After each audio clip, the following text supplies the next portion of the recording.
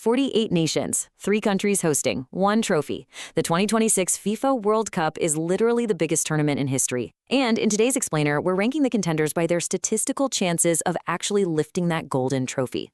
I'm breaking this whole thing down tier by tier, from the stone-cold favorites to the debutantes who are honestly just happy to be here.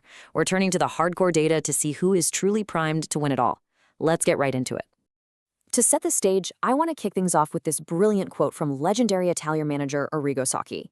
This was actually highlighted in a recent Goldman Sachs World Cup research report, and it just perfectly captures the sheer passion, the drama, and that absolute obsession that's about to sweep across North America. For 1 month, nothing else matters. Okay, let's dive into this. For the first time ever, we are looking at a massive 48-team tournament spread across the US, Canada, and Mexico. I mean, that means more matches, way more travel, and more unpredictability than any World Cup in history. With 104 matches on the schedule, picking a winner requires a lot more than just a gut feeling. So how exactly do you predict a tournament where a single bounce of the ball changes history? Well, you build a model. Section 1. The predictive model, math meets the pitch. The analysts at Goldman Sachs have actually run 50,000 Monte Carlo simulations to figure this out. It's wild. Their model doesn't just look at past wins. It treats statistics almost like character traits. It heavily weighs a team's ELO rating, which, if you didn't know, is a system originally meant for chess. But it also factors in scoring talent, recent momentum, geographical advantages, and this really fascinating psychological factor called the winner slump. Essentially, defending champions historically underperform, and that spells some serious trouble for certain heavyweights. And this brilliantly illustrates how the cold, hard math stacks up against the bookmakers' betting odds. While the data aligns pretty closely with the market on the absolute favorites, notice the gap for teams like England. The math is much, much more skeptical compared to the betting public. Basically, the data strips away the media bias and leaves us with pure probabilities. Section 2. The elite contenders, the top tier. So, who does the map actually favor? Let's step into the heavyweights, because the numbers here are staggering. According to the simulations, just 3 teams hold nearly a 60% combined chance of winning the entire tournament. Sitting at the absolute top is Spain, with a massive 25.7% probability. They're followed by France at roughly 19%, and the reigning champions Argentina at 14.3%. The rest of the globe is fighting for the remaining 41%. Let's look at why Spain is so heavily favored right now. Spain has evolved into an absolute machine, but their squad announcement sent shockwaves through the country. For the first time in World Cup history, Spain is bringing 0 Real Madrid players. Crazy, right? Manager Luis de la Fuente has built this modern, vertical pressing monster. Up front, you've got the terrifying youth duo of Lamine Yamal and Nico Williams.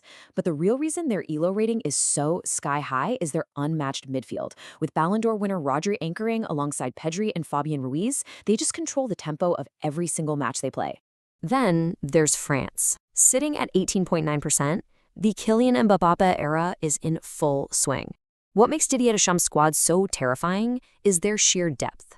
Up front, they have Dembele, Michael Olise, and young prodigy Desire Doué. In goal, they have the unbeatable duo of Mike Maignan and Brice Samba. France's backup players would effortlessly start for almost any other nation in the tournament. Now, what's really interesting about this is how the model calculates your chances based on the tournament bracket. It's not just about how good you are. Notice how the data proves Argentina got incredibly lucky.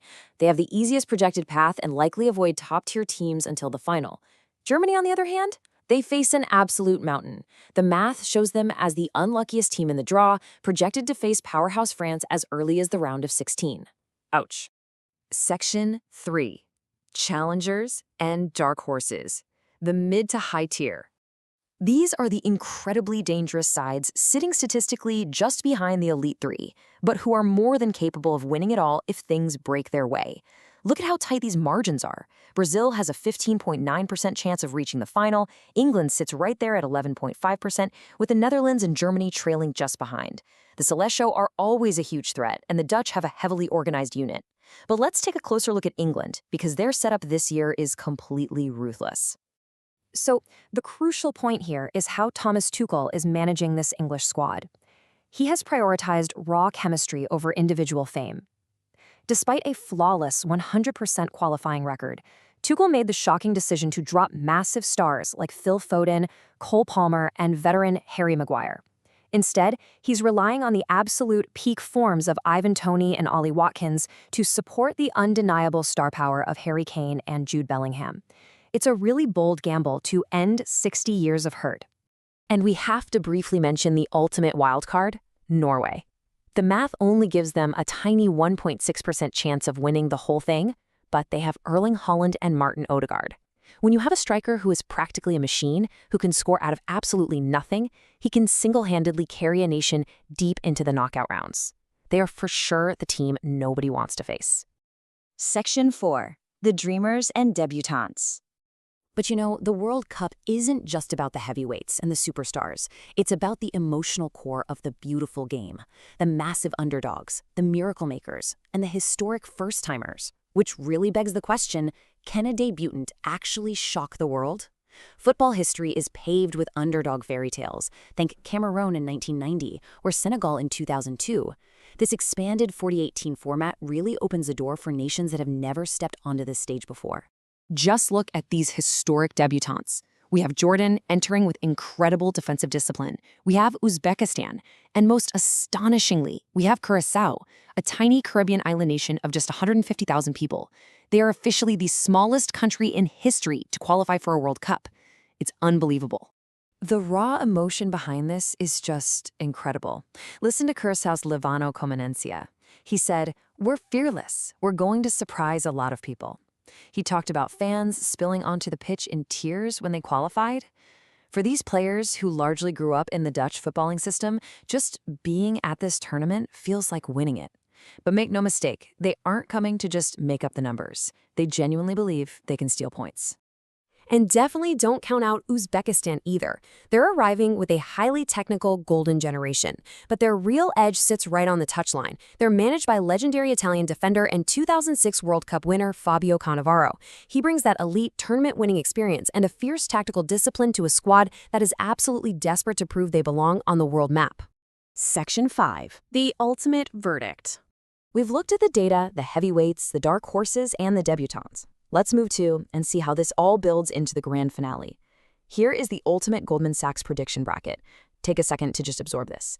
If the math holds true, we're looking at a grueling path where Spain methodically dismantles their opposition, facing down a wildly talented French side on one side of the bracket, while Argentina utilizes their favorable draw to cruise to the final. Ultimately, the data predicts Spain lifting the trophy with a final victory over Argentina. So there you have it, all the heavyweights ranked, the bracket set.